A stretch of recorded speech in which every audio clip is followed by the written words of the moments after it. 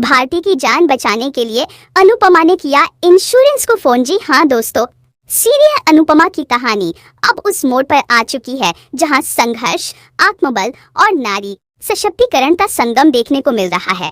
कहानी की शुरुआत होती है एक गहरे झटके से, जब अनुपमा को बापूजी से यह पता चलता है कि इंश्योरेंस कंपनी के कुछ अधिकारी घर आए थे और उन्हें यह भी जानकारी मिली कि कैसे तोशु ने झूठा डेथ सर्टिफिकेट बनवाकर अनुज की बीमा राशि को हड़पने की कोशिश की।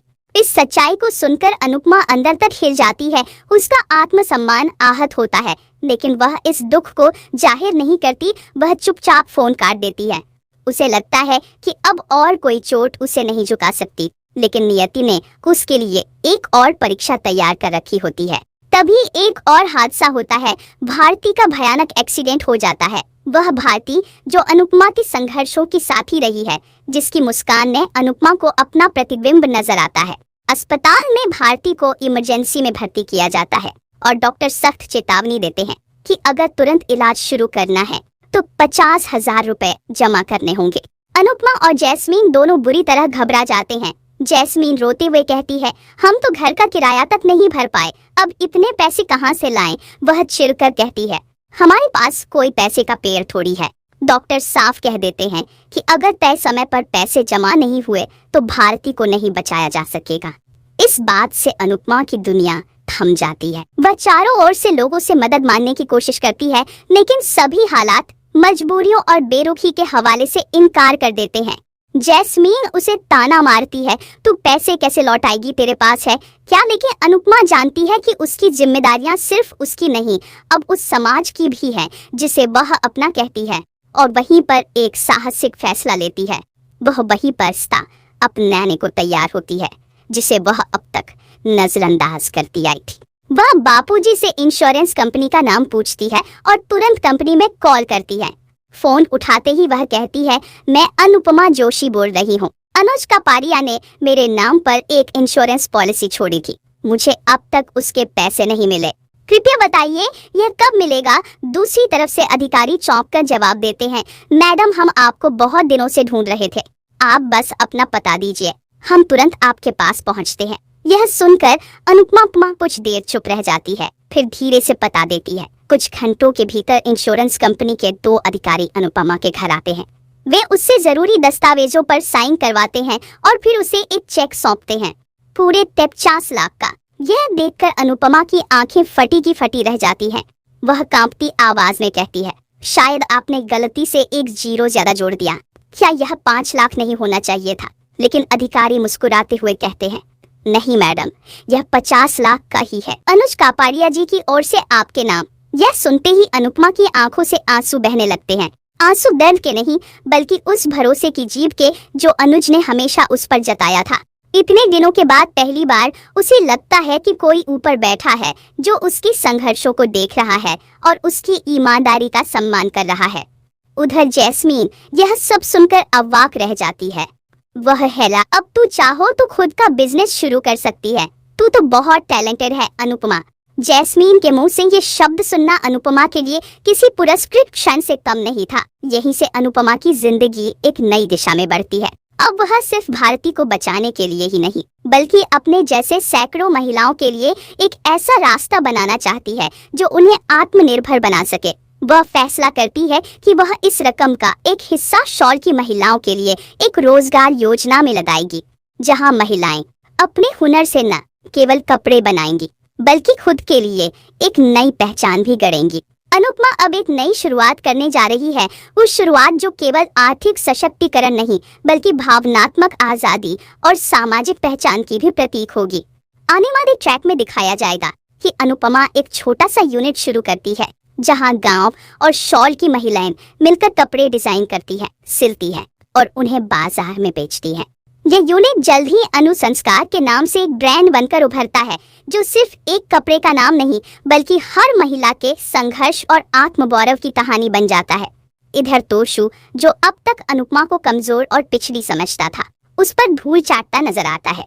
वह देखता है कि उसकी माँ, जिसकी उसने बेइज्जती की, जिसने उसे माफ कर दिया था, अब समाज की आंखों का तारा बन गई है। कहानी अब सिर्फ अनुपमा के संघर्ष की नहीं, उसकी जीत की बन जाती है। जैस्मीन, जो अब तक सिर्फ ताने मारती थी, अब अनुपमा की सबसे बड़ी मददगार बन जाती है। वह उसका बिजनेस संभालने में हाथ बंटाती है और दोनों मिलकर एक नई क्रांति की शुरुआत करते हैं। और भारती, वह ठीक होकर वापस लौटती है और सबसे पहले अनुपमा को गले लगाकर कहती है, दीदी, आप तो भगवान हो। आपने सिर्फ मेरी जान नहीं बचाई, मेरा आत्मविश्वास भी लौटा दिया। अनुपमा की यह नई यात्रा अब नारीत्व की परिभाषा को एक नया आयाम देने जा रही है, जहां कोई भी महिला सिर्फ घर की चार दीवारी में सीमित नहीं, बल्कि समाज के हर क्षेत्र में एक मिसाल बन सकती है। और यही है इस कहानी की असली ताकत, आत्मबल, आत्मसम्मान और विश्वास की। तो जुड़े रहिए सीरियल अनुपमा के साथ, क्योंकि आगे आने वाले ट्रैक न सिर्फ आपकी आंखें नम करेंगे, बल्कि आपके दिल को गर्व से भर देंगे कि एक महिला चाहे तो क्या नहीं कर सकती। अब जब अनुपमा को अनुज की बीमा राशि के रूप में मिले 50 लाख रुपए, तो उसकी जिंदगी ने एक नई करवट ली। लेकिन यह नई शुरुआत केवल उसके लिए नहीं थी, बल्कि उन तमाम महिलाओं के लिए थी जो समाज के किनारों पर खड़ी अपने अस्तित्व की लड़ाई लड़ रही थी। अनुपमा, जिसने जिंदगी के हर मोड़ पर केवल त्याग, अपमान और संघर्ष झेला था, अब उसी संघर्ष को अपनी ताकत बनाकर आगे बढ़ने का फैसला कर चुकी थी।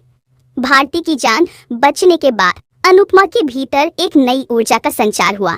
उसने फैसला कर लिया कि अब वह खुद को सिर्फ अपनी जरूरतों तक सीमित नहीं रखेगी, बल्कि दूसरों की जिंदगी को भी रोशन करेगी। यहीं से शुरू होती है अनुसंस्कार की यात्रा, एक ऐसा महिला सशक्तिकरण केंद्र जहां हर उस औरत को मौका मिलेगा जिसने कभी खुद को बेबस और असहाय समझा। अनुपमा ने शुरुआत शॉल की महिलाओं से की, जो सिलाई कढ़ाई जानती थी, लेकिन कभी मंच नहीं मिला। उसने एक छोटा सा हॉल किराए पर लिया, मशीनें खरीदी और दर्जनों महिलाओं को साथ जोड़ा। धीरे धीरे अनुसंस्कार एक ऐसा ब्रांड बन गया जिसकी डिमांड न सिर्फ लोकल बाजार में, बल्कि ऑनलाइन प्लेटफॉर्म्स पर भी बढ़ने लगी। अनुपमा अब खुद हर डिजाइन की मॉनिटरिंग करती, ऑर्डर संभालती और महिलाओं को आत्मनिर्भर बनने के लिए प्रेरित करती। जैस्मीन, जिसने पहले अनुपमा को लेकर ताने मारे थे, अब उसकी सबसे बड़ी सहयोगी बन गई थी। वह बिजनेस का मैनेजमेंट संभालने लगी और दोनों मिलकर एक ऐसी टीम बन गई जिसने शॉल के हर कोने में उम्मीद की लौ जला दी। इस बीच भारती भी पूरी तरह ठीक होकर काम पर लौट आई और उसने भी अनुसंस्कार का हिस्सा बनकर अपना योगदान देना शुरू कर दिया। अब वह सिलाई सिखाने वाली ट्रेनर बन चुकी थी, जो हर महिला को यही सिखाती, आपके पास हुनर है, बस जरूरत है खुद पर यकीन करने की। पर कहानी यही नहीं रुकती। एक दिन जब अनुसंस्कार का एक बड़ा ऑर्डर पूरा करने की तैयारियां चल रही होती है, तो अचानक वहां एक सरकारी अधिकारी आता है और कहता है कि किसी ने शिकायत की है कि ये यूनिट बिना लाइसेंस के चल रही है। अनुपमा घबरा जाती है, लेकिन फिर वह अपनी आंखों में आत्मविश्वास भरकर कहती है, हमने कोई गलत काम नहीं किया, हम सिर्फ मेहनत कर रहे हैं। अगर कोई दस्तावेज की कमी है तो हम उसे पूरा करेंगे, लेकिन हमारा काम नहीं रुकेगा। यह सुनकर अधिकारी चुप हो जाता है और बाद में पता चलता है कि शिकायत तोशु ने की थी, जो अनुपमा की सफलता से जल रहा था। जब अनुपमा को यह पता चलता है तो वह अब टूटती नहीं, बल्कि और मजबूत हो जाती है।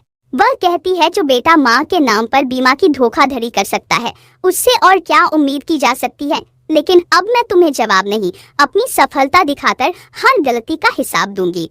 यही आत्मबल अब उसकी पहचान बन जाता है। एक दिन मीडिया टीम अनुसंस्कार की कहानी कवर करने आती है और अनुपमा से पूछती है, आपकी सबसे बड़ी प्रेरणा कौन है? अनुपमा बिना एक पल गंवाए कहती है, हर वो औरत जो अपने आंसुओं को हथियार बनाकर मुस्कुराना नहीं भूलती, वही मेरी प्रेरणा है।